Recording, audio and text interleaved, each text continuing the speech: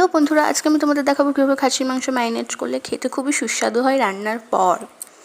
আর আজকে না আমি শিলনোড়ায় বাটনা বাটবো, কারণ আমার মনে হয় শিলনোড়ায় বাটা মশলাটা খেতে একটু বেশি ভালো হয় রান্নার পর, মশলাটা দিয়ে রান্না করার পর।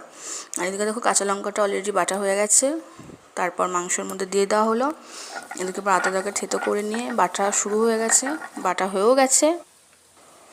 এবার এটাকে তুলে নিয়ে মাংসের মধ্যে দিয়ে দেওয়া হলো। আর এবার পালা হচ্ছে রসুনটাকেও সুন্দর করে বাটা হয়ে গেছে, এটাকেও মাংসর মধ্যে নিয়ে নিলাম। আর তারপর পরিমাণ মতন জিরে, পরিমাণ মতন ধনে, এটাকে বাটা হবে। তো দেখো বাটা হচ্ছে।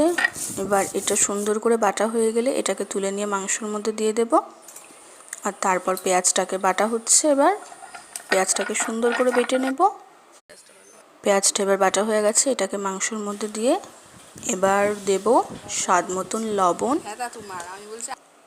আর পরিমাণ অনুযায়ী হলুদ, লঙ্কার গুঁড়ো দিলাম যাতে কালারটা একটু সুন্দর হবে, আর সর্ষের তেল একটু বেশি করে। আর এটাকে যতটা সুন্দর করে মাখা হবে না তত টেস্ট হয়। আর মাখানোর পর 1 ঘন্টা ধুয়ে দেব, তাহলে আমাদের আজকের মাংস ম্যারিনেট করা কমপ্লিট।